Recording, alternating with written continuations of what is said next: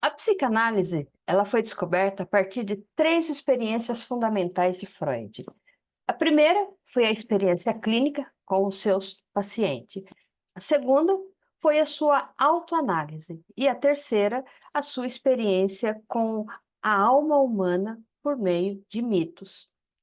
Há muito já se sabe da combinação mútua entre mito e psicanálise. Uma vez que muitos estudos e comentários foram feitos a esse respeito, porém, sendo assim, é conveniente pôr em destaque o percurso de Freud e Lacan em suas respectivas abordagens sobre o mito. Jamais propomos, neste momento, a promover um diálogo entre mito e psicanálise, analisando as influências de um sobre o outro, mas sim seguir os rastros das concepções freudianas e lacanianas referente ao mito, articulando-as à compreensão dos outros autores mencionados anteriormente. Iniciaremos, portanto, com Freud, que contribuiu para o estudo do mito por compreendê-lo como um fenômeno psíquico vivo e pulsante, ajudando desta forma na ampliação deste campo de investigação e estabelecendo também uma ligação deste com a teoria psicanalítica, retomando a discussão sobre a importância do mito no funcionamento normal e patológico do psiquismo humano.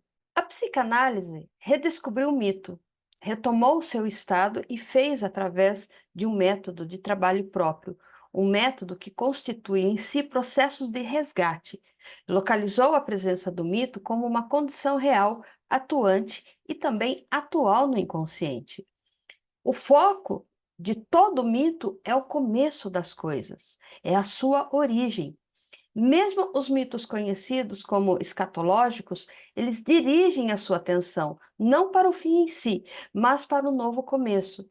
Sendo assim, a relação da psicanálise com a mitologia está justamente no fato de ambos se interessarem pelas origens e pelos primórdios do humano.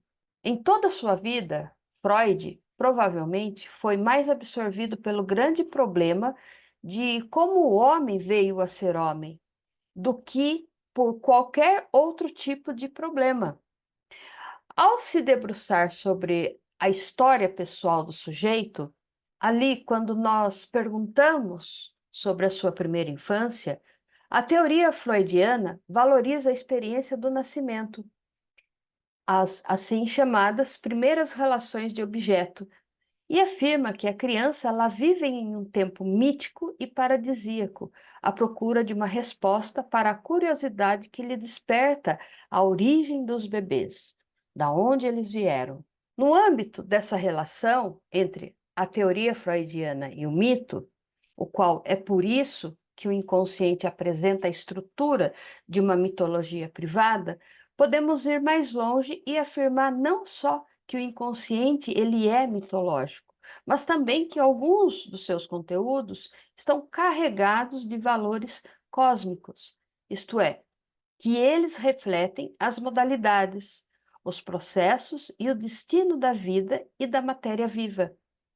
Podemos até dizer que o único contato real do homem moderno com a sua sacralidade cósmica se efetua através do inconsciente, quer se trate dos seus sonhos e da sua vida imaginária, quer das criações que surgem ali do inconsciente, ou seja, as poesias, os jogos, os espetáculos e assim por diante. Na obra de Freud, existe um caminho de que ela é dividida em três etapas, em que se desenvolve a sua abordagem da mitologia. A primeira etapa é representada pelo texto A Interpretação do Sonho, de Freud, no qual ele atesta que a mitologia pode fornecer uma ajuda para entender alguns processos inconscientes. No mito, assim como nos sonhos, projetam-se elementos inconscientes que, em seus elementos significantes, podem referir-se a variadas coisas, a depender do sujeito e da sua história. Sonhar é ter acesso ao funcionamento psíquico e este, por sua vez, possui setores de aplicabilidade na patologia e nas produções culturais, sendo que, nestas últimas, o mito ganha muito destaque.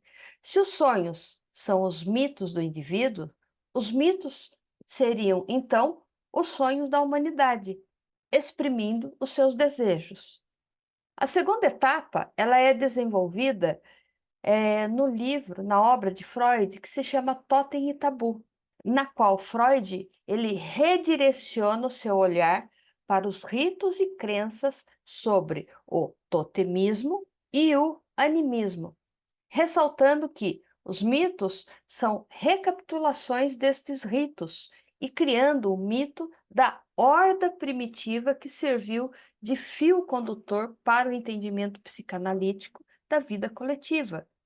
No mito, as representações negadas ao homem são projetadas sobre os deuses e a eles atribuídas.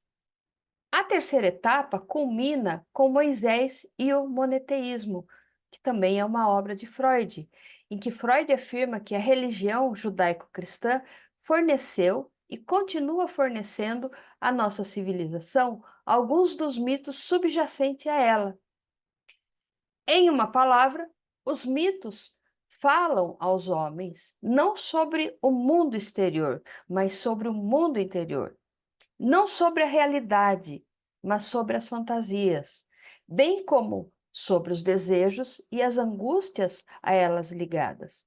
O mito, ele reproduz os pavores do homem primitivo diante dos perigos de um mundo exterior, aquele mundo ameaçador e também das tentativas históricas reais por meio das quais alguns grandes homens tinham permitido aos mortais vencer esses medos.